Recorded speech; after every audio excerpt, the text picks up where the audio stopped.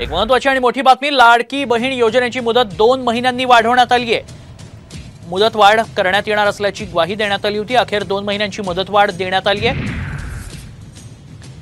लाडकी बहीण योजनेची मुदत 2 महिन्यांनी वाढवण्यात आल्याचं पाहायला मिळते। उपमुख्यमंत्री अजित पवारांनी विधानसभेमध्ये ही घोषणा केल्याचं पाहायला मिळालंय।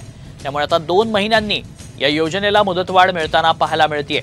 पृथ्वीराज चव्हाणांनी याबाबत मुदतवाढ मिळावी अशी मागणी केली होती। त्यानंतर या योजनेला मुदतवाढ देण्यात आल्याचं पाहायला मिळालंय। उपमुख्यमंत्री अजित पवारांनी विधानसभेमध्ये याची घोषणा केली आहे। त्यामुळे लाडकी बहीण योजनेत आता 2 महिन्यांची मुदतवाढ मिळाली। एकीकडे सेतू केंद्रांवर होणारी गर्दी पाहता या योजनेला मुदतवाढ मिळावी अशी मागणी करण्यात येत होती। अखेर या योजनेला आता मुदतवाढ देण्यात आली आहे।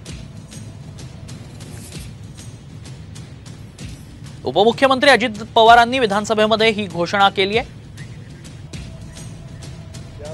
या 4 पैकी कोणतेही ओळखपत्र किंवा प्रमाणपत्र ग्राह्य धरण्यात येणार आहे। सदर योजनेत 5 एकर शेतीची अट होती, ती वगळण्यात आली आहे। सदर योजनेत लाभार्थी महिलांचा वयोगट 21 ते 60 वर्ष असा होता, त्याऐवजी 21 ते 65 वयोगट करण्यात येत आहे। परराज्यामध्ये जन्म झालेल्या महिलांनी, बॉर्डरवर हा प्रश्न आहे आपल्या महाराष्ट्राच्या, महिलांनी महाराष्ट्रातील अधिवास असणाऱ्या पुरुषांबरोबर विवाह केला असेल तर अशा बाबतीत त्यांच्या पतीचं जन्म दाखला किंवा शाळा सोडल्याचे प्रमाणपत्र हा अधिवास प्रमाणपत्र ग्राह्य धरण्यात येईल।